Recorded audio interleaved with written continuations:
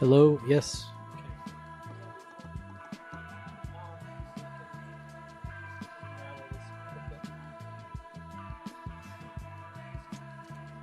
Um, Maybe I'll just sign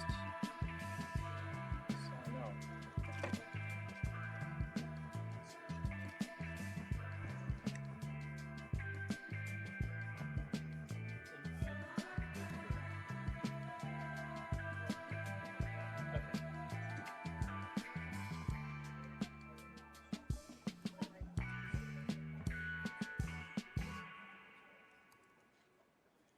Sorry, Kirk. Trying to pull up her stuff. Wrong password. Wrong password.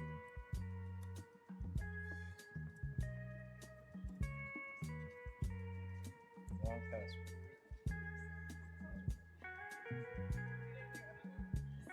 Nah, like it's not showing up. That's so weird. I got an idea though.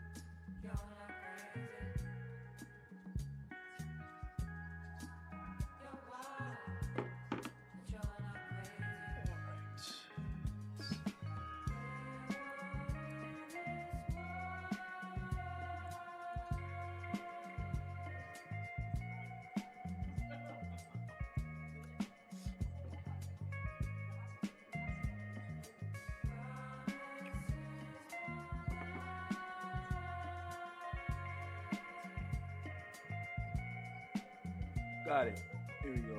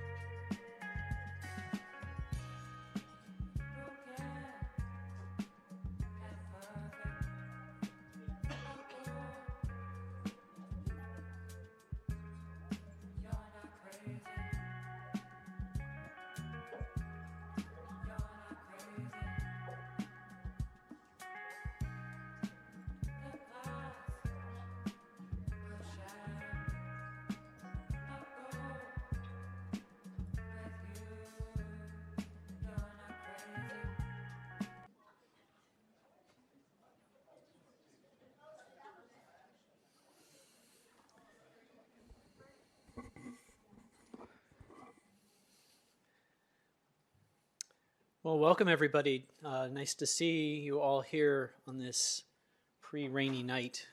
Thanks for coming out for poetry. My name's Kirk Glazer. I'm the Director of Creative Writing in the English Department, and I have the privilege of welcoming you all to our Winter Writing Forward reading series sponsored by the Santa Clara Review and the Creative Writing Program in the English Department, and the Center for Arts and Humanities for this reading. We have copies of the review for free in the back to pick up. Joy Priest's wonderful collection of poetry, Horsepower, is available for sale back there as well after the reading. And if you would like to get a copy signed, Joy Priest will be available to do that at the end. I'm going to turn the event over to Daniel Summerhill to welcome Joy Priest and take it from there. So thank you.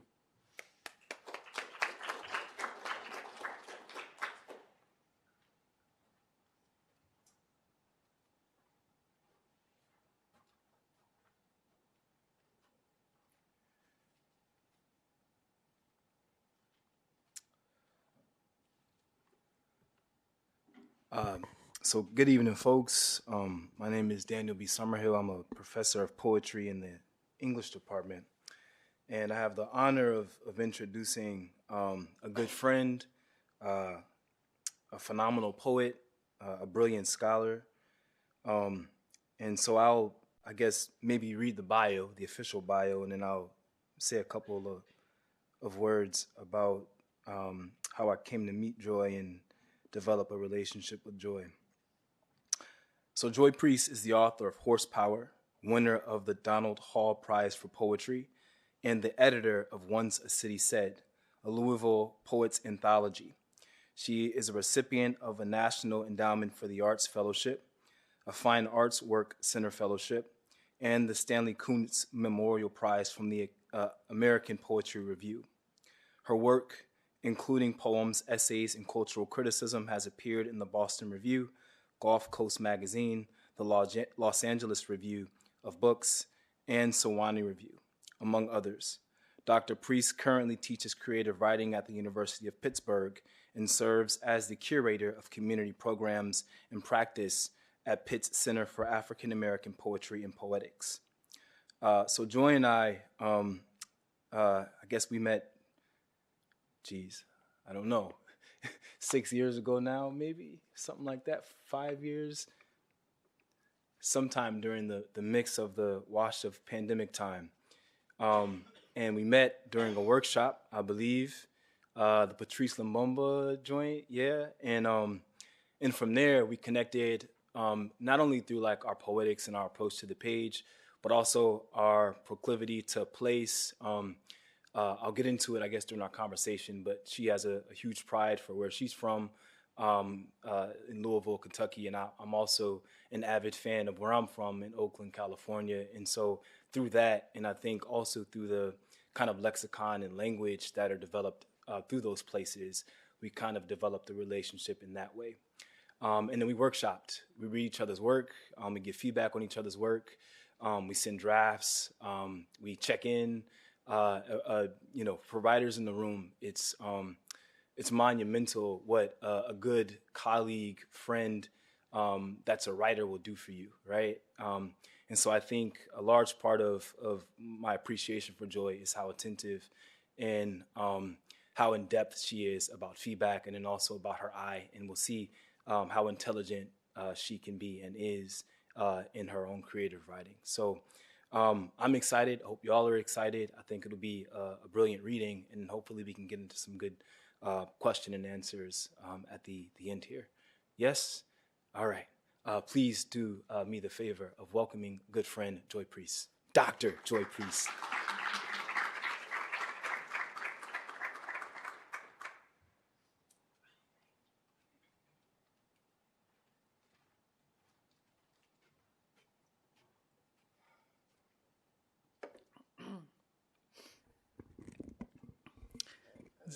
I always have to do this, even with these type of mics. How's everybody doing? Okay, so let's see. I adapted these visuals from another presentation I did, but I was just thinking as I was sitting here, okay, this title kind of encapsulates my work thus far. So like this first book I wrote, and the direction I'm going in.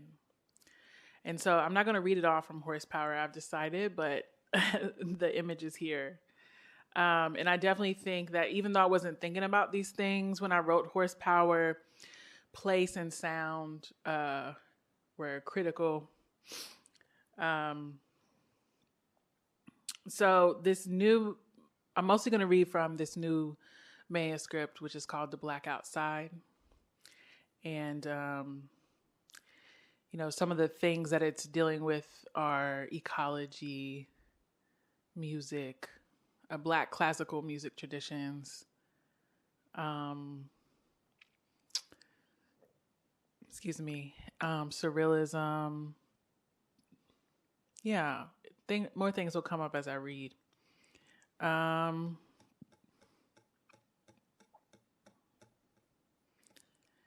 So this is an image that I really hope can be the cover, but it's never up to us.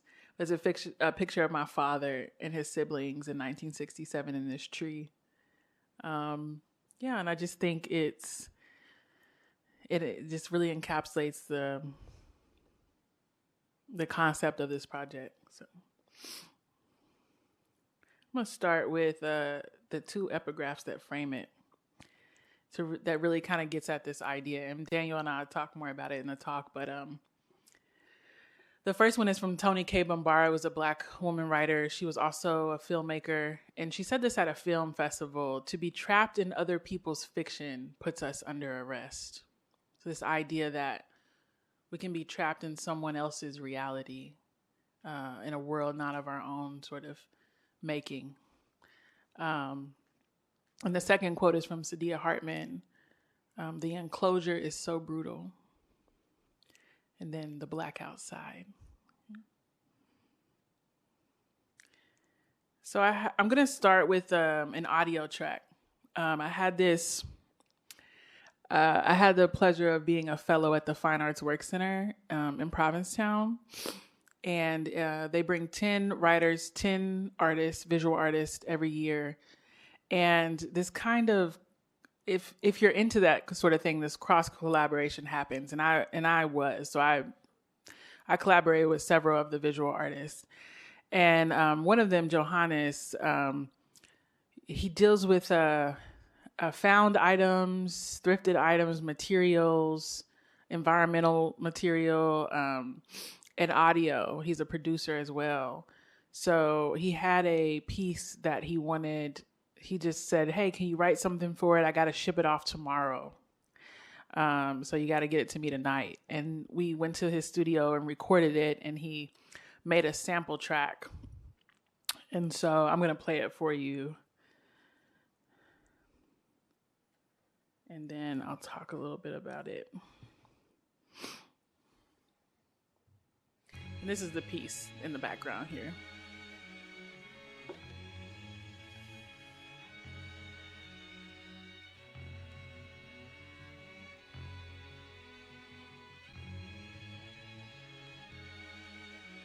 In that duck yellow Catalina, our hearts fluttered like tweeters.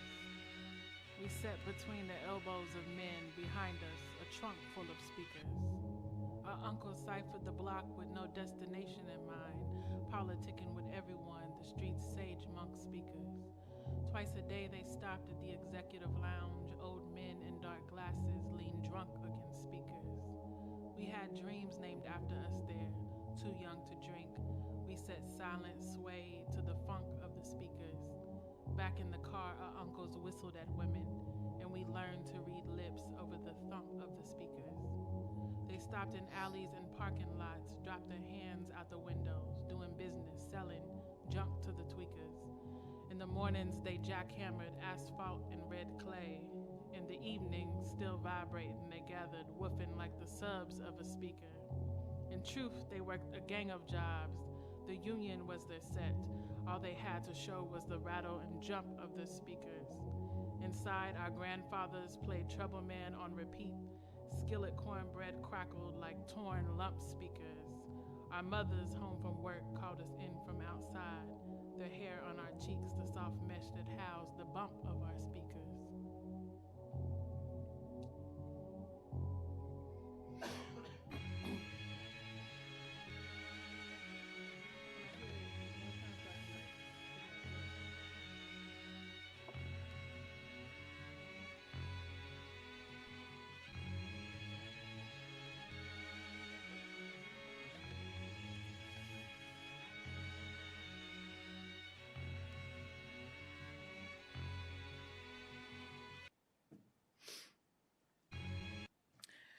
Okay, so this is the piece. It's made of, the canvas is called Duck Yellow.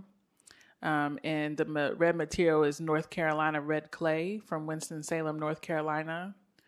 He also used joint compound and liquid asphalt polymer. So as I was writing the poem, I was thinking of those materials and how to work them into the poem.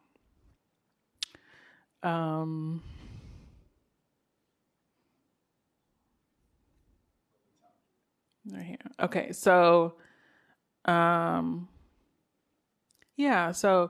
I sort of notated poems because I'm still thinking through the project, and I'm a visual person. So just seeing where it's also a more intellectual project. I started on this in my PhD, so I'm sort of in conversation with other writers and music and that sort of thing. So one thing that you hear in this poem is the speaker returning, which is an aspect of the form, the guzzle.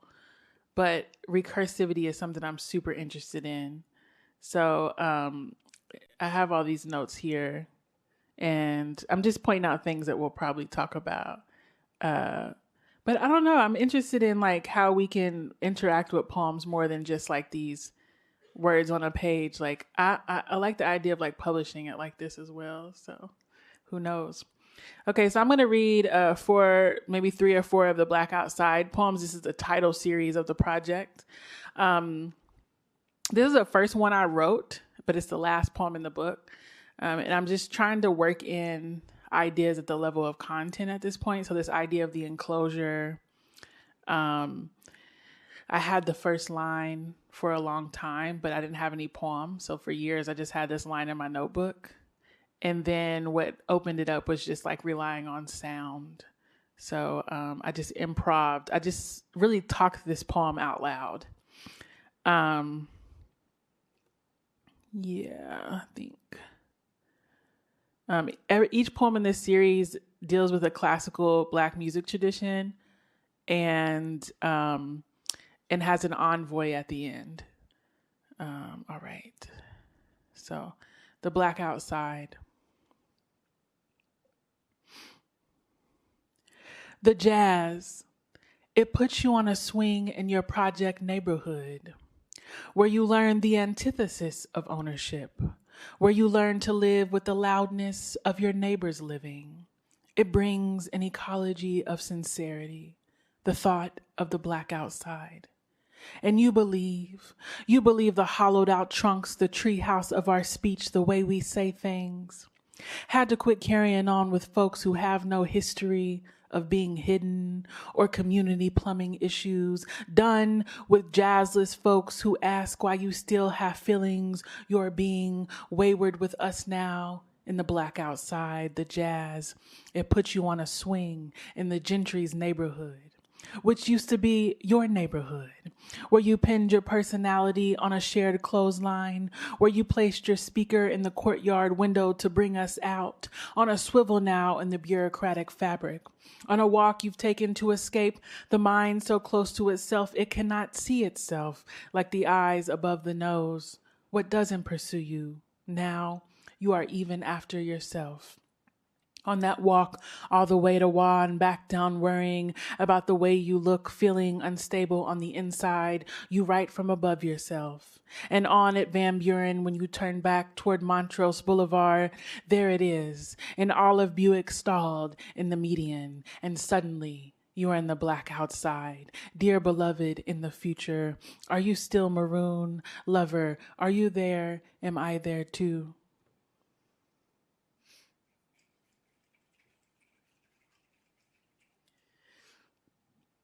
One of the things I was telling some of the poets today in class was, LaCroix burps, is that after Horsepower came out, when you write a book, just beware, like people will start asking you for work afterwards. So I would get all these requests to send poems. Can you send us some poems so we can publish them? And so it would get frustrating because you're trying to work on your thing and people are asking you to send them work. And so it becomes like your work becomes sort of dictated by what other people want from you instead of your own process. And so one way I dealt with that was, when I was getting these commissions was to say, okay, can I in any way relate this to the thing that I'm working on? If not, it's a no. If so, I'm going to do that, So for example, I got a commission from the Los Angeles County Museum of Art to write a poem for the opening of the Obama portraits. Not something I'm particularly interested in doing because I'm not a poet of the state. But I looked at the painting, the Kehinde Wiley painting, and noticed the ecology of it. And I thought, okay, this is relevant. I can do something with this. And so it really was a poem that's in conversation with the artist, not the president, right? So in this poem, the enclosure, rather than like that first poem, the enclosure was kind of like gentrification. This enclosure is the nation state the musical form that it's dealing with is the blues. Is there anything else I need to point out? I think that's it. Also, I'm noticing as I'm annotating these that each one has been written in consecutive years since 2020. So, the Black Outside. We brought the blues, the voices of the field, into the commemorative big house. We carried seeds from home in our hair like lice. We wore blue lilies, ecosystems above our ears. We came into this world, but were not of it. Of the refuse, but not the refined. The ritual of wormwood, but not waste. Here's to the rot in us, which would otherwise be abundance if we could be otherwise, which would otherwise be alive if we could otherwise be. The way our feet hover spectral among the foliage, the way we recognize one another across the long centuries inside without the right language and names. We brought the blues. We carried them between our ears. In from outside, the voices of our dead alive in our hair like seeds. We survive spectral. Outside the Constitution, we are otherwise abundant. Consider the lilies of the field, how they grow. They neither toil nor spin. We brought the blues into this world, but refused to be of it. We went missing, went marine, marooned in grief's aquatic caves, ate the dirt and the lice. Among the foliage, there is no language of waste. There is no rot. We commemorate the ecosystems that would otherwise be.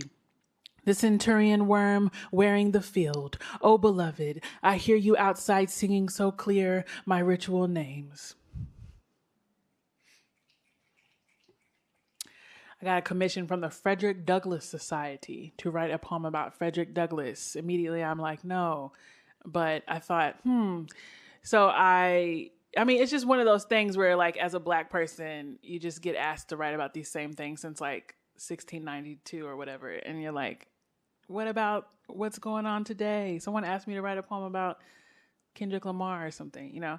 But I reread the narrative, and these other things that I hadn't seen before that were relevant to my project jumped out at me. So I went ahead and did it. I'm not going to read this one, but the enclosure here is literally the plantation. So the plantation enclosure, and it's dealing with... the musical form is dealing with is spirituals. And Frederick Douglass is the first person to sort of theorize Black spirituals as a literary, genre. So that's 2022, 2023.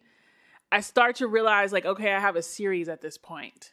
So these last two aren't commissioned at all. I was just like, I want to write one for soul and I want to write one for funk, and so they just, I had to wait on them, I couldn't rush them. But so this one is 2023, and the enclosure I'm dealing with here is like literally the English language. And the musical form it's dealing with is soul. All right. The Black Outside. Relying a little less on the odd language we'd been left inside, we turned back to feeling, more moan, more mumble. Stuck in the soulless market, its debridement of language from meaning we still had soul. Glory after we'd come to a place without glory. Tenderness after we've been made symbol of brutes, sweet and soft mumbling, the language of antiquity, of gods stretching towards other gods, pleading for the love that deserves an organ, a horn section, owls whine connecting our unrequited love to our unrequited history. Let him riff there for as long as it takes sound to cross sea. For the time it takes my grandmother losing her memory to talk about the weather. As a way to slow down a little and find our music, to echolocate as plant humans, to feel our way towards each other in the Black Outside, Song from the solar plex slipping past the tangle of tongues, soothing the clock heart singing the end. My hands, the only hands to touch its hours. Let time wait on the band playing in a bar on Bill Street with no concept of time. Let it understand Black song as ubiquitous, Blackness as ontological surrealism, language as a thief that has disappeared, souls only sound can restore. Dear beloved, when you get right down to it, when you're feeling lonely.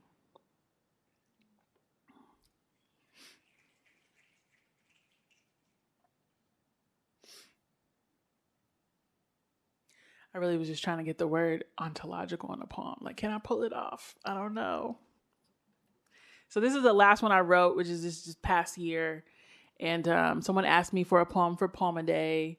So again, this was an example of like, okay, I got to ask for a poem. I got to write another one, you know. So the enclosure here, just the idea of the human, I'm sort of these poems are really in conversation with counter-human philosophy, sort of, you know, the end of the Anthropocene, those kind of ideas of like, you know, arguing with this idea that we're separate from nature. And so the appropriate music form I thought for this would be funk, you know, like we out in the funk, right? So make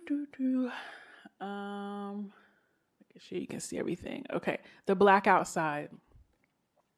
Dear beloved, come on out into the outside. Out in the funk where the nightshade trumpets cry slow sap and celebrate. Come on, beloved. Out into the clearing, the shaded bush room, gather around this tree named Brother where the funk is sweet. Warm, damp place that gives life. Come on, starry-eyed swamp sugar, smelling like outside, sitting on your granny's good couch, love mud. Out into this other world where the whole body becomes a drum.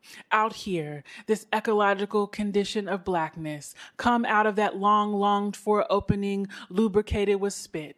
Dear beloved, it's a conspiracy of spirit. It can't be done alone. Come find me on the one and make it one more. Take your time, but come on. Out into the absurd emerald universe where their eye can't reach. Outside sense where their mind can't eat. We are tearing the calluses of bark from our wounds. We are dancing up musk in its grooves. We are listening to the dehiscence of honeysuckle seed break open. When the bass crawls up your roots and out into the night air, our syncopated heartbeats boom together. I need, listen, you look good, beloved. Feel so good. You feel like sliding out into dusk when it first begins. You feel like a heat wave shimmering on skin. This fume of sorrowful smoke leaves me when you come closer. Goddamn, beloved, you're so soft, dark night. You know you're out of sight.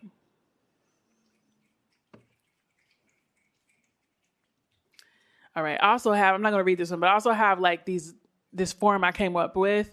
So I play the bass. And so the mnemonic is like, one of the mnemonics I really love is Eva 8 Dynamite Good for the strings. And I was like, that's too good. I got to use that for a poem. And so I have two of these now, but it's just basically following the fret, you know, this idea of like the EADG. And then I'll think of these kinds of little riffs in between as like improvisational riffs. Like they're not, you know, they're just like kind of notes in between. All right. I'm going to end with some prose. So spoiler alert, also cars. But I'm working on some essays around cars, like this as a setting of these different like moments in my life. And so this one is also, I never write about my mom, so I'm trying to write about my mom. My favorite thing about my mother was her car. Not the white Plymouth I was sitting in the night my father resurfaced in our lives. Not the black GTO she allegedly zoomed around in before I was born like a 1970s Dominique Toretto. And not the Chrysler Sebring I rammed my grandfather's Buick into when he had the bright idea to let me practice pulling into the carport while sitting on his lap. When I say my mother's car, I'm always talking about the red 1986 Oldsmobile Cutlass Supreme Classic. There's a picture of me sitting behind the wheel one Kentucky Derby weekend, pitiful ponytail, front tooth missing. "Take a picture of me driving, Mama," I'd yelled out the open window. The chaos of our improvised enterprise, parking cars in our yard for $25 a spot, going on around me, a motor symphony rumbling out of the photo. My mother's Cutlass was a car designed for the entire Century complex. Burgundy crushed velvet seats so lush you could taste grapes. The click of the metal seat belts, two long, heavy groaning doors, gradient tint windshield, wooden dash, the smell of fuel backrushing from the carburetor through the air vents. Everything about it teasing danger, the gerund of it. I was shaped in its speed. It calibrated my blood. Unlike my first car, a darker maroon 1988 model, the same year I was born, my mother's version had electric windows and doors. At some point around 1996, when it started to accelerate into old age, some kind of malfunction occurred in the car's electrical circuitry. As country people are wont to do, my mother described it as a short in the system. Whatever it was caused the car's electrical functions to randomly act up. "Don't roll down that window," my mother might warn me as I hopped in after a long, hot school day. "It's acting up today," which meant it was getting stuck and might not roll back up until it felt like it. Inevitably, when that happened, the storm clouds would start rolling in and those beautiful velvet seats would end up soaked. Perhaps my least favorite behavior of the ghost in the wires was the effect it had on the radio. At the least bit of bump in the road, the radio would go out, always on the most important part of a song, disrupting the melody, the meaning, the DJ's mix. My mother took the banging on the dashboard to get it to cut back in. Surely, this was not a phenomenon exclusive to our immaculate little room of song. When we stopped at a light, I'd look into the other vehicles around us to see if anyone else was whipping their cars like a racehorse. I'm not sure if there was any real method to the car's madness, if the potholes were what caused the sound to drop out, or if that was a willfully imagined pattern we'd imposed upon this unsettling void, which we really had no control over. For my mother, a neurotic, emotionally dysregulated adult, I imagine now that this was existentially frightening. A small disruption connected to all the larger disruptions she had experienced in life. A spoil in an otherwise sublime experience. Like being liberated from her scary, wounded father the summer that she was 14, only to be assaulted repeatedly by her older cousin while staying with her aunt. Like finally having the child she'd always wanted at 35, in return for a heartbreak that would render her single and sexless for 17 years, never going to therapy, never getting the wiring fix, the ways that we sit in our denial, riding around in it. It takes the sound out of our lives and we sing right on through it. What's the harm? We know the words. We keep the melody and its madness going. Sometimes I prayed that the lapse in sound would occur at the parts in the song that I knew would embarrass my mother. "Joy Marie," she would say, deep and darkly, as if I'd written the song, as if I were responsible for the forbidden words. Then she would cut the radio off entirely, which I could never abide, needing music ceaselessly, like some being that subsisted entirely on a sonic diet. Or in the summertime, when the windows were down and we'd pull up next to a white person, and she'd cut the radio down, uttering demurely, "That's enough," or "That's too loud." Something about it racist, though I couldn't quite figure out what, or I couldn't quite recognize as racist then. More so, I felt it as a rejection of the very specific life force that animated me. She was never moved by what moved me.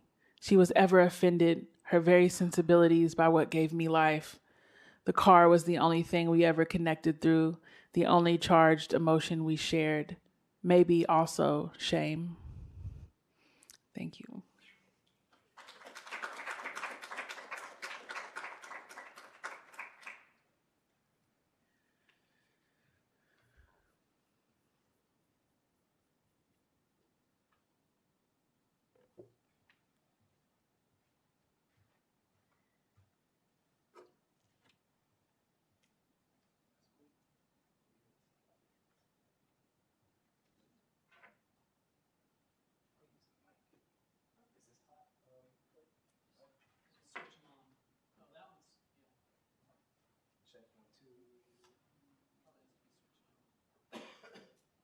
check, check. 1, 2. Yes.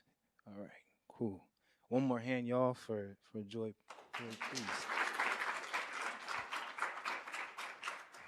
Y'all see how brilliant and intelligent she is, and I want to, of course, pick her brain and allow y'all to pick her brain a bit more too. But I want to start talking about. Um,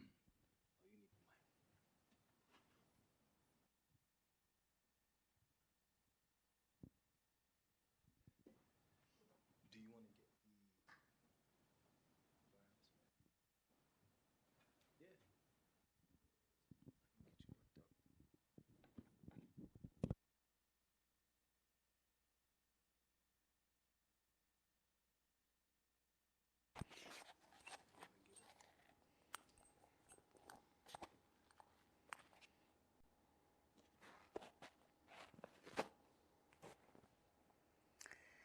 Hello, can you hear me?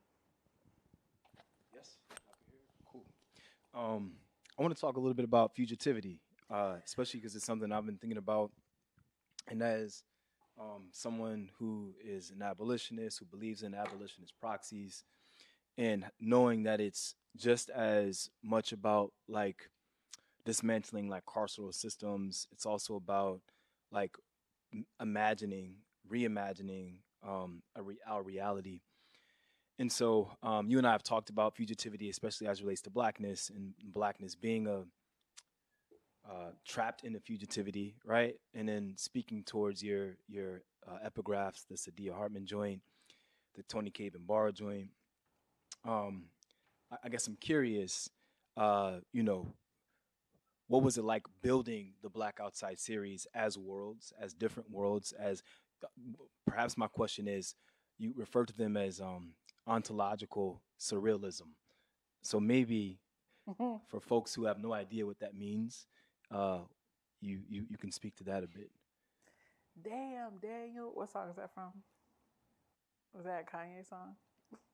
Did Kanye make a song with Damn Daniel in it? Damn, Daniel. I think it's, I don't know if it's his verse, but it's somebody. Oh, okay. Somebody's song. It was like on Vine. Y'all know what Vine is? Okay, I was about to say. I know it's. Oh, wow. Yeah, it was. I'm still not convinced. Anybody know what that ad lib is from? Okay. So you want me to damn, Daniel, ask me about what's ontological? Yeah, right off the bat. Yeah, blackness as ontological surrealism. I mean, that's the series. Yeah. Yeah. I mean, so what was it like imagining different worlds? I mean, just like utter failure. You know, you can only approximate something that doesn't exist. I mean, you can just keep attempting until. Well, I liked something I read the other day, and I can't remember now who. I should have wrote it down. No telling where I read it. No telling who said it. You know, because you're reading like 10 things at once. Also, I'm very jet lagged. But it's something like everything that exists was imagined before it did. You know. Huh? Okay. So I wonder where I read that at. What have I been reading? I don't know. Maybe it was a Jason Allen Paisan's poetry collection. Is a French Jamaican poet. But yeah, so I mean, you just attempt to imagine. That's all you can do.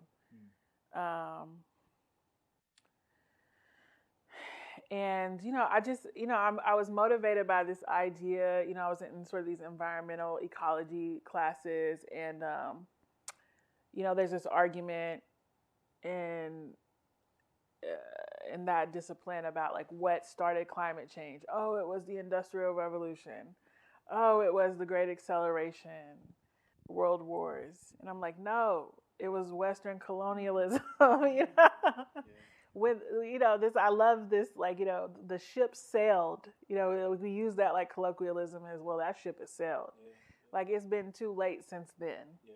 Because as I like wrote the notes on there, like, it was not just this system of chattel slavery and colonization. It was the inauguration of a different worldview, and that was put into place.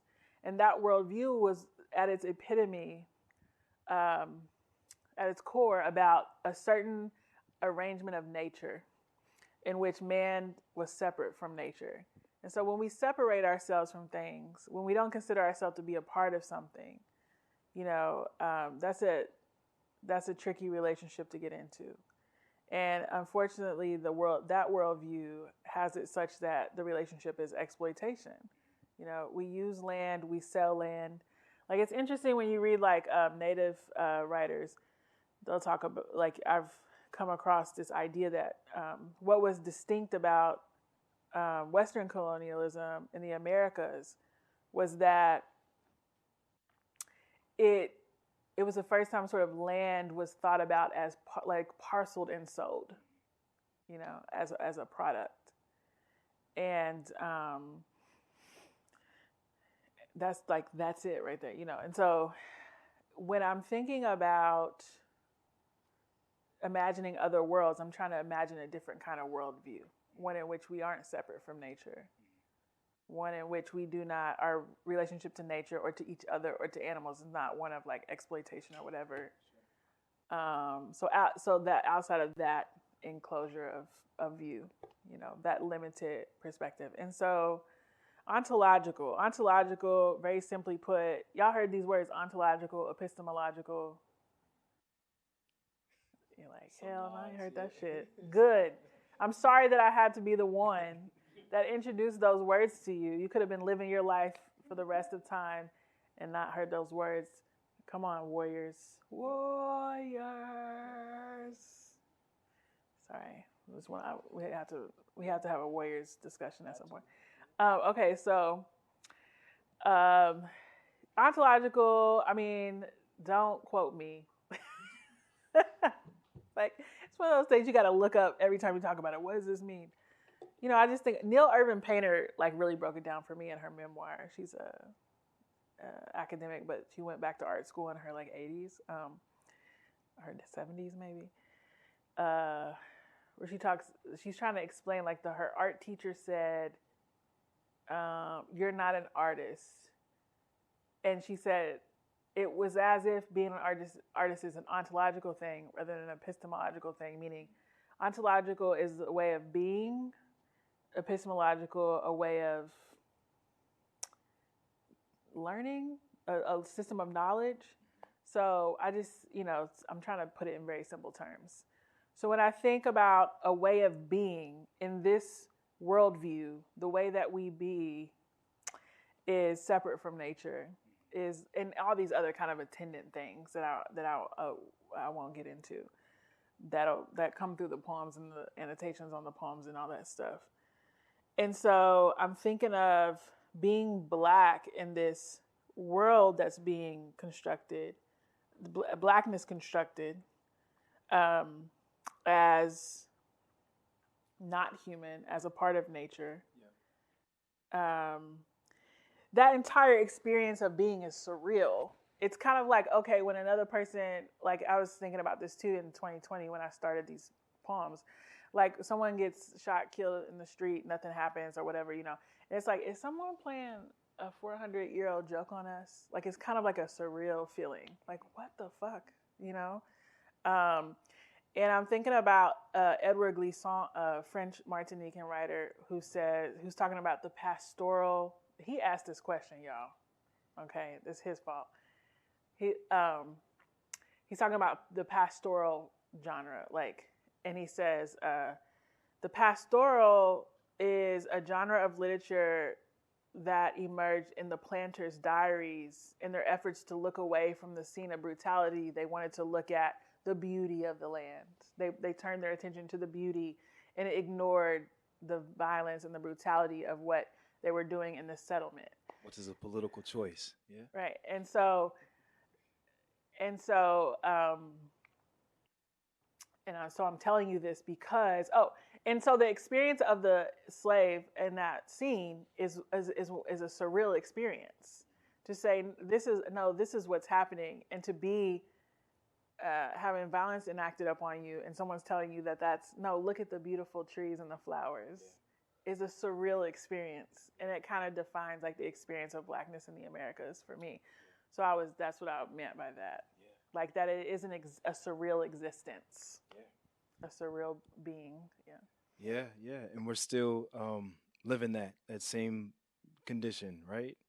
You and I talked briefly about. Did you get a chance to read Letter to Prisoners? Yeah, I did. Nice, cool. Well, I'm going to read an excerpt of it. I sent it to my student too. Yeah. My senior seminar class will be familiar with this, but we read a very short essay from James Baldwin called A Letter to Prisoners. And I think it really kind of speaks to or chronicles this same conversation about liberation through our understanding of a surreal world, right? So it goes like this: artists and prisoners have more in common with each other than have the servants of the state. Put it another way, the warden of the prison is not expected, still less required, to answer to his conscience. He is expected and required to execute the will of the state. How he explains this to his children is cunningly enough no concern of the state, which has every reason to believe that the son will grow up to be just like the father. Or to put it yet another way, the artist, insofar as the state, is compelled to consider the inconvenient creature at all, is nothing more and also nothing less than a potential prisoner. The artist is the prisoner at large, who has so far escaped his just deserts by means of his private cunning and liberal bleeding heart public cowardice. What artists and prisoners have in common is that they both know what it means to be free. And so anyways, again, back to your epigraphs, that's what the epigraphs made me think about. And then how your approach to the page is an attempt to actually, like, especially through the music tradition of blues and funk and jazz, etc., which create somewhat of a tension between what you're writing about, but then the nature of the origins of those music genres. So I guess my next question is about what tensions arised as you were working through the Black Outside series, and I guess all of your work, but specifically that series, because in some ways, those traditions, those musical sonic traditions, there's a friction that naturally exists between them and then our actual physical reality, and then the Black Outside poems, which operate in this surreal, world. So, do you get my question? Are you following? I don't know, but I got things to say. Yeah, go ahead. So I read this book by Clyde Woods, Yeah. who is what is his discipline? I forget off the top of my head. Geographer, sociologist, one of the two. And he writes this book called Development Arrested, which is about plantation. Anybody got Google? It's just about blues in the Mississippi Delta, like how it emerged and everything. And he talks about it as blues as an epistemology, to bring this word back up. So a system of knowledge, right? And Ruth Wilson Gilmore, who, if you're reading carceral studies at all, you would know she's like is one of the leading folks that people talk about or cite. She says, I wish his advisor actually directed him to call it a blues epistemology. And she said, I wish he would have called it a blues ontology, like a way of being, the blues as a way of being. And I get into these musical traditions I'm coming out of 10 years of grad school, and like a big discourse during grad school was like Afro-pessimism. Anybody heard this term? Exactly. You don't even know what the hell's going on, but you've heard it because everybody was talking about it. And I was like, this big idea of it is like, the idea of social death is the destination. To be Black is to be socially dead, right? And it's not as simple as that, but that's a huge idea, and particularly an idea that everyone that's adherent to it runs with. And I disagreed. And not in a way that I was like, not in the usual ways where everybody's like, I don't like this idea, it's very negative, well, it's assessing the situation, the situation is negative. Yeah, that's negative. But because I don't think it's, the idea is like Black social death, right? I don't think it's social death. I think it's political death. Like, there's never really been a political. How can you have a democracy with only 12, when 12% of the population lives in a different reality and is like formerly enslaved, all this sort of stuff. So like, is there any true representation of it, And so I think it's more of a political death, which is how it begins, right? Because when Locke and everyone is like sort of constructing the West, they're talking about the ability to own property, to vote, to do these. He's making an argument against monarchy and about civil government. And these are the people who are allowed to represent themselves civilly in this voting society, right? And so I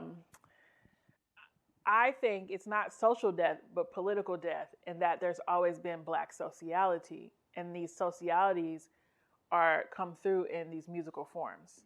Like when folks were enslaved and they couldn't talk outright, or they had to be covert, they made up spirituals, right? When it comes to the blues, it's a form of, first of all, they're still working in plantations, albeit getting, 2 cents a day or whatever. But like, it's a form of it's a form of communication. It's a form of knowledge production. It's a form of So I don't know if that answers your question, but I was just thinking about these forms as like socialities that represent their reality and not someone else's. Yeah, and it's almost a speculative way. So perhaps. Yeah. Yeah. All right. The blues is surreal. Yeah. I mean, even like this is obviously written about like Robert Johnson and the devil and all that stuff. We talked about that in the seminar too. History of Robert Johnson and selling his soul to the devil. Yeah, this metaphysical and this like spiritual stuff that comes through. Yeah. All right. As I mentioned during your introduction, one of the things. We ain't talking about poems at all. We talking about philosophy, okay? Well, you're Dr. Joy Priest for a reason, and as y'all seen through the annotations, like the poems are as intelligent as they are creative, and so I think. But are they good poems? See, this is important. They're good poems. You're gonna pull off an intellectual project. Yeah, they're still gotta be good poems. They're good poems and intellectual poems, I think, in my humble opinion. The head of my self-esteem committee, Dr. Summerhill. One of the things, as I mentioned, that I admire is again your how you bring place into your work, and so this is a poem-related question, and so I guess I'm curious. When I first met you, you're sharing where you're from, and I think I said Louisville. How do I pronounce it? Yeah, that sounds like the swift rebuke of that is Louisville. Right? Yes, you said it good. Yeah, Louisville. So I know I'm good now. Yeah. But initially, I didn't have it, and I understand how that small moment, which is it's really about language, but then also about the culture and how particular people feel about the language, the lexicon, and how that place is represented. And so again, similarly, Oakland, which is a place for me of sound, of hard sonics, of rebelliousness, of a very prideful culture, nature, etc. So perhaps the most distinct modern musical form. And doesn't care what anyone thinks about that distinction. So all that comes through. At least I try to make it come through in my work, in my poems. And so I guess for you, I'm curious, how does Louisville come through in your work, either sonically, through the language, through the images, through we talked about the literary, mapping. So I know there's a bit of that happening, not only in or I guess in Horsepower a great deal, but also in the newer poems too. So anyways, how does being from where you're from influence your work? Does it influence your work? Oh, I mean, just organically, but I think probably image system, flora, fauna, landmarks, the literary map. I don't know if I have a long answer to that, but you don't really know until you leave the place. Like I remember moving to Texas, Houston, Texas, having lived, even though mostly in the South, on the east side of the country, which has a specific image system, the kinds of trees, the kinds of critters, insects, and so on. And I moved to Houston, and I was like, this is Mexico. They're lying, you know, because like there's lizards, there's like citrus trees, a banana plant. I'd never seen a banana plant. Did you know that banana plants, they grow hearts, and the bananas come out of that, and then the heart dies, and then another one comes out. What Yeah. Wow. the fuck, Yeah. you know? Me having never been in a significant long-term relationship, but have experienced heartbreak after heartbreak, I was like, Oh man.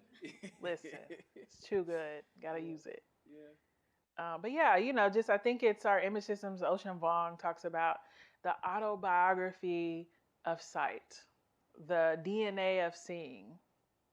So the idea that our images come out of our particular experiences, where we're from, you know. So for me, I think image, to reference Professor Jeffers' speech, talk with me earlier. I mean, you came up with this, but like the cadence of our syntax in our speech informs the music of my work, probably, you know. I wonder what the cadence of Silicon Valley is. Oh man. Hello, my name is Siri. Oh man. Y'all should write a poem in that syntax. No, I'm just kidding. But I'm genuinely wonder what it is, though. What is it? Hear y'all talk a little bit more. Yeah, I'm curious too. You know. Oakland has an accent for sure. You think so? Yeah. Well, I know. Okay, I don't know, but I know L.A. L.A. does. Black Okay. L.A. Mm-hmm. Almost country. Come over here. Yeah. Here. Yeah. Like, I don't know. Oh, the heart. Yeah. Okay. Last question. About poems, Okay. because you know, we have to ask this question because most folks. But you also got to do a Warriors question too, though. A warrior's question. Ooh. But we can do that last. We'll do that last. All right. So let's talk about writing process, because I did mention that we share work. I mentioned that we workshop work, give feedback, etc. Yes, we do. So for folks that are in the room that are writers, Getting on your nerves. that are that are creatives, or folks who, you know, just generate art, could you maybe share about you know, what it's like for you to create a poem, what inspires you, what moves you, you know, to the page? I don't wait for inspiration. You know, you can't do that because you'll never write a poem. You kind of just got to think about, this is how I live in the world. And, you know, before maybe, what day is it? February 11th. Before 11 days ago, I get annoyed when writers talk about like writing every day. I'm like, bullshit. You don't write every day. You know, like, get up there. Like, you gotta go to the desk every day and be faithful to the work so something comes out. I'm like, you don't do that. No one does that. We live in the year of our Lord 2025. We have 600 notifications. You're not writing every day, you know. But then I signed up for the grind this month, which is you got to write something every day and email it to your group. And I did instead of putting my pressure on myself to do a poem every day, I just did the mixed genre group where you can like write a paragraph, or you can write a character study. It doesn't have to be like a finished piece every day. And I'm remembering that before I got into a vocation where it's writing 24/7, like I have to be a writer 24/7, as opposed to like before my book won an award, I was waiting tables in Kentucky and I wrote poems on my order pad when I had a few moments, you know. That I'm remembering now, writing every day, that, oh, this is absolutely essential for my ability to function, because when I don't write, my anxiety builds up to the point of this, like, I'm not able to really be present. And like I've said several times today, I write to see what I am feeling, or I write to see what I'm thinking. You know, I don't even really know what you know how people are like, I gotta process that. You know, that's like how I do that. So how I come to a poem, I mean, I don't wait for inspiration. I just try to think of it as like the way I'm existing in the world. And everything doesn't have to be a poem, you know. But I would say you learn how to write a poem every time you sit down and write a poem. Every poem is new. Every experience is new. I don't know. Is that Yeah, everything no, you asked about? that's real. I mean, and I hear you about, you know, I often, of course, um, I say that being a poet is less about what you do and more about who you are, to where you're moving through the world. Yeah. But then also how the act of writing, of course, is discovery, right? You sit down to write to learn Yeah, please don't something. sit down like you know something. Yeah, it's a terrible way. In Yeah. fact, James Baldwin said bringing persona to the page is the first easiest way to ruin yourself, right? And so, anyways, let's talk about the Warriors. For y'all Yay! that don't know, Joy, interestingly, is a Warriors We might fan. have connected on that too. Yeah. Is a Warriors fan. I imagine because Louisville don't have We don't have an NBA team, but we're a huge basketball. I was just about to say, anybody know the Kentucky score? What's the score of Kentucky? They just got done playing. Y'all don't watch They Kentucky win? Wildcats? They win? They win? They won. They won? Man, I'm a writer and I'm sports obsessed. Listen, there are so many poets who played Yeah. basketball. It's crazy. Yeah. Terrence There's Hayes. Terrence Hayes, Nally Diaz, Yep. Ross Gay. Yep. We could name like 20 more. Kava Akbar. Yeah. And they're actually like decent too. Yeah, like, huh? Doug Kearney. Yeah. Doug Kearney. Nice. Wow, I didn't know about that one. Let me add that one to the mix. Yeah. There's going to be an anthology for sure. Yeah. But we could literally just sit up here and keep thinking about it. It's weird. I don't know what that's about. We got to figure it out.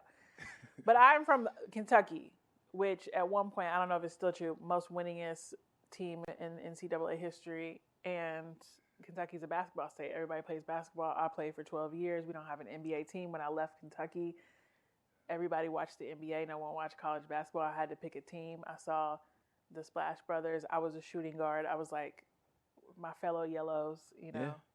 Joy got a shot too, go. y'all. Joy can shoot. Oh yeah, we hooped together. Yeah, See, Joy can so shoot. proof, Yeah, yes. Yeah, people don't know. They think because I'm really pretty and short that. Yep. But no, Not deadly on the court. All right, Jimmy Butler, good pick or pickup or what do you think? Very strange, but Person. but good pickup. I think. Yeah. It's just strange to see him in you saying like in the jersey, In the you know? Warriors jersey. I mean, the NBA is so promiscuous now. It's just not real. It's like they're just tossing players around, Yeah. and there's no like fidelity to a team. Yeah. You know. Understood. So like everybody's mixed up now. It's like generations of confusion for me about who is where. Yeah. You know. No loyalty. But I think you know what I like because you know who I'm really a fan of, right? Who's my favorite player? Draymond? Yeah. Yeah. I can see why. So I just think they're really gonna be good together. Yeah. Like I think like Draymond's not gonna punch Jimmy Butler in the face. I don't You know? Time will tell. That's gonna be interesting to watch. Yeah. Hey, y'all got questions? Questions from you Are all? you No. a chef? Okay. Sorry, I just wanted to know. Okay. Yeah. If y'all have questions, feel free to raise your hand, and I can maybe bring them. Are you disappointed because you're not, and you wish you could have said yes? Yeah. Okay. Oh, yeah. man. That's how I feel when I'm on the street and people start speaking Spanish to me. I was in France, and I walked out of a cemetery, and someone started. It was the Day of the Dead, which probably was like, oh, she's here because she's Mexican, and that's why she's here, and started speaking Spanish to me. Yeah. I feel I'm letting someone down. I can't. Yeah. I don't speak. I speak French, but. Questions, y'all? Anybody got a question they would like to ask? Oh yeah. In the back. Oh yeah, Chandis. Yeah. I'm coming. All right, Chandis. Thanks for coming, by the way. It's all good. Been in class all day. Hello. You mentioned that you play the bass. So I wanted to know if you still play the bass and like anything kind of arts or creative that you do outside of poetry and how you like manage doing them all or enjoying them all rather. Yeah, I think can y'all hear me?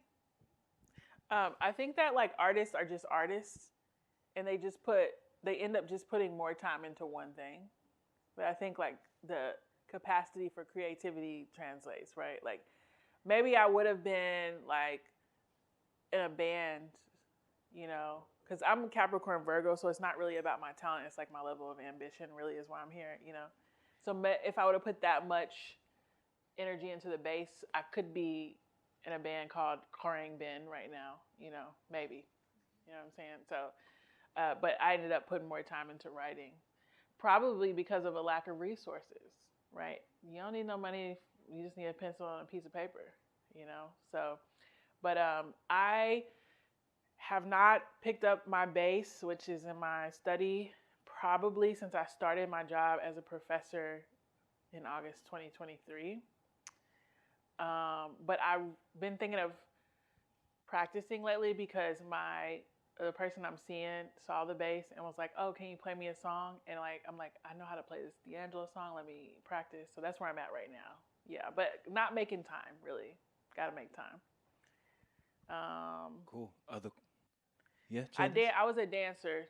I went to performing arts school for dance. Nice. Cool. Other questions, folks?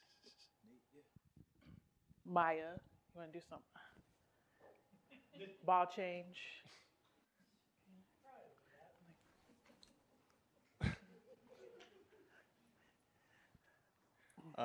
I noticed in your footnotes you mentioned Toni Morrison and Fred Moten as inspirations for some of your poems.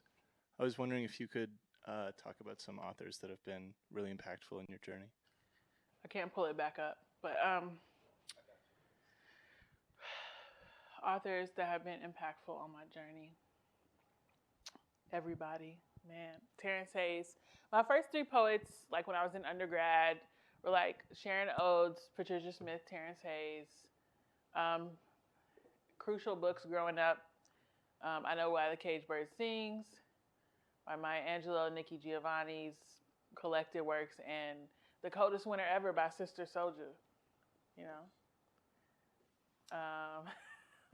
Was there a page joy? I thought maybe he had a question about the poem, but okay, but not really. Cool. Anybody as I'm working on this project, I don't know, Dwayne Betts, who wrote his first collection, Why Incarcerated, as a teenager. And now he's a poet. Now he's he's a lawyer. Went to Yale Law School and is a MacArthur Genius grantee. But my teacher in undergrad handed me the collection and was like, "This reminds me of your work." Imagine that. I was like, all right, but it's really good. Who else is in here? John Locke. What are you saying? Well, you have a line, right? Is it the fourth? I think it's the fourth joint, third or fourth joint.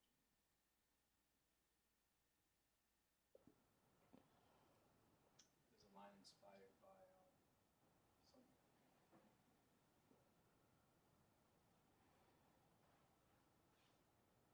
Yeah, Suzanne Césaire is one of my people. She was the partner of Aimé Césaire, who wrote Discourse on Colonialism. Probably what he's most known for, but they were the founders of the Black Surrealism, basically. Where were you? Did you see it? I did not. It could be. Yeah, this is Beloved from Beloved, the Tree Named Brother, and the clearing and the bush room. That's all ecological sites in Beloved. Yeah, I read everything. I don't know. I don't even know how to answer that question. Clyde Woods. Poets. Give me a category. Novelist. Percival Everett. Ron Rash. Toni Morrison. Novelist. I just read it. I mean,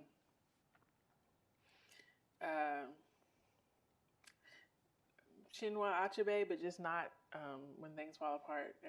Everybody has to read that. Read the other stuff. I'm gonna be thinking. I'm gonna be at dinner like, damn, I should have said. I hate. Always. That's how it I happens hate every that. time. Yeah. Other questions? Other folks? Yeah.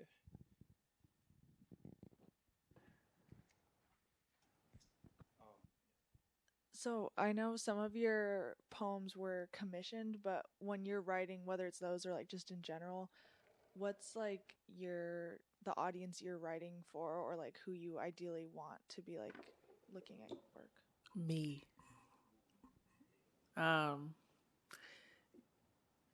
Me, because it's like when a painter gets does anybody ask the painter, who are you painting for? Who's your audience? Who you want to come look at your painting in your show? Like you have to have a vision. It's like my audience is my vision when I'm like working in the lab. As I think when I get to the more, to be fair to your question, when I get to the more conceptual part of the process, like I'm putting together this book, that's when I start to think about sort of impact, But I'm writing for me and like my standard and my vision and what I want to read. And I know that is important to like where I'm from, automatically. So. Hi. Wait. I'm so scared of microphones. Okay. Oh. I obviously I read some of your poems in Horsepower, and cars were a recurring motif and image, and then hearing you read this prose, I'm just wondering if like a singular sort of moment started your like fascination with just thinking about like cars, and also just how that image evolved like throughout your work. I don't know when you wrote this prose piece, but just like how has that image like stayed with you like as you've gone through life and writing more? Yeah, I wrote that piece last week, and I think that moment in my mother's car, like I don't know, my grandfather had old cars too, like a bunch of them. We had a carport. Y'all know what that is? And the carport.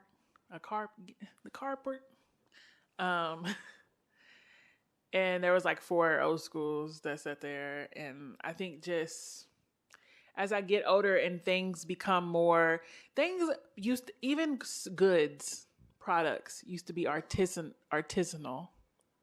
There was thought put into it. Materials were selected, like the velvet seats and the wooden dash and the metal seat belts. No one's making that type of stuff. It's too expensive right now. And like cars are plastic, and it's like there's no art to the making of the car. So I think as time goes on and things start to feel more mass produced and plastic, these kinds of the sensory experience of things when I like early 90s when I was younger caused to me a lot. And so just riding in my mother and my grandfather's cars was probably the beginning of that. And so when I turned 15, I got the same exact car that my mother had when I was younger. That car specifically because of that experience, I think. But also I come from a city with a really huge car culture. Yeah. Like Oakland and Detroit. Yeah. Was that like it's time to go? You gotta take your medicine. No, One or two more questions. Folks have them.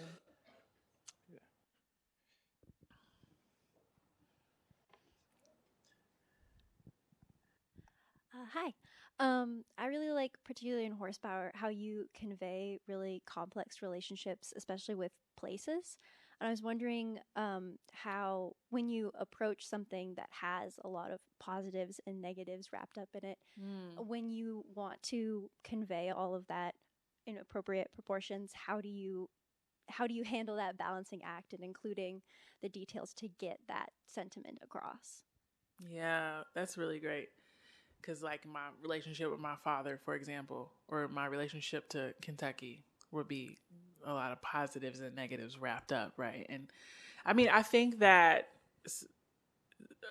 the things that are worthy of a poem are complex. That's why we write poems. Like, I was trying to figure out for a long time why, when I didn't have a car from, speaking of cars, I didn't have a car from age 18 to 31 because I was broke and my car got stolen in high school in my first heartbreak. And so I took a lot of Lyfts and Ubers, and like I would get in the car, they would add, you talking, it's like, what do you do? Oh, I'm a poet. No, like, but what do you really do? Like, I'm a poet. Oh, what kind of poetry do you write? What? This is what? It's not like genre fiction. It's not fiction. You don't write like what am I supposed to say? Love poems. And my teacher helped me realize like the reason that question annoys me is because it's asking me to reduce, to simplify things when poetry is all about complicating them. And yeah, so the opposite of, also Jim was like, the opposite of sentimentality is not harshness, it's complexity, right? So the idea like Hallmark is like sentimental, but real poetry is complex. That didn't answer your question at all. It just gave me an opportunity to talk about that stuff. But so how do I like sort of, I mean, each poem is different. It's just the situation requires different things. But I think maybe I would say you need two stones to rub together to strike flint. So you kind of can't have like when you're telling a story, you can kind of follow this train, like this sort of, you can stay on the same, I don't know, maybe that's not true, but like, it's not like this one-dimensional kind of linear storytelling. It's like you need different things to strike together, different layers, different building materials. I don't know. You need several things to I guess several layers to create. I don't know. I don't think I can answer your question right now. Congrats. If that makes any sense. Yeah, no, thank you.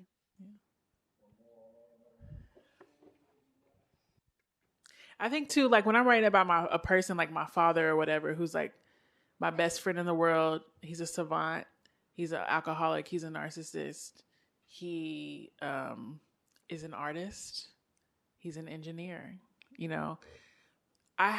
when I'm writing about other people, when we write about other people, like first of all, it's my writing. So I'm the first person I have to implicate. I'm the person I got to interrogate, not someone else. My job with other people in the work is to represent their complexity, right? It doesn't matter if this person wounded me, right? I have to, in this essay, like, for example, I wrote about my mom last week. I don't quite think I've interrogated myself enough there. I mean, I'm a child in the essay, but like, I'm also trying to, like, she has this like, she has like some racism, believe it or not. You can have Black kids and, but she also has been through this incredible trauma. So like, if I'm going to write about someone else, like when we write about people one-dimensionally as like monsters or, bad versus good, it's just not good. It's just not true, so. Any last questions, folks?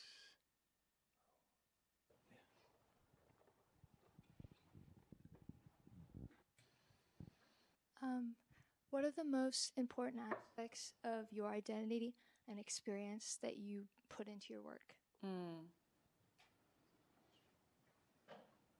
Wow. I mean, it's so interesting because like I was saying earlier, I'm a messy bitch. Like I will tell all of my business, but like that feels like such a private question that I'm going to answer.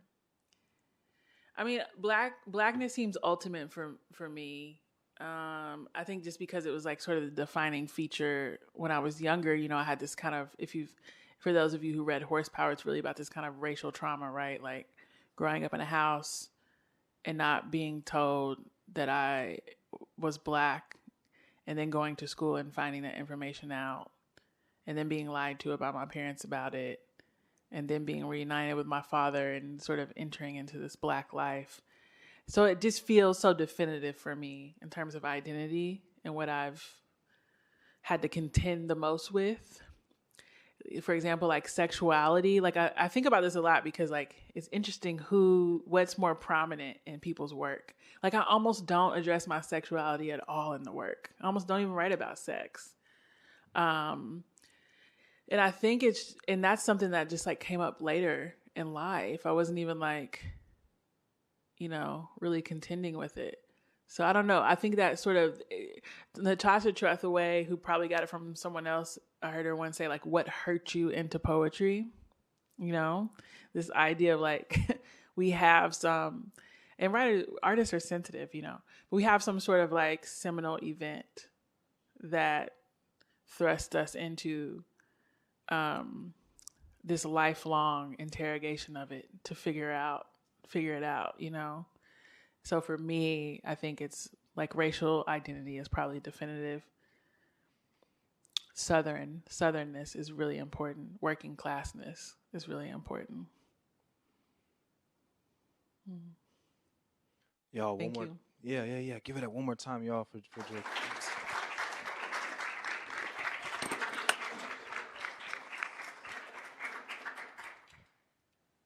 Thank you all. A reminder, we have Horsepower for sale in the back. Copies of the list for review, and Joey Priest will be happy to sign your book for you. Thank you all for coming.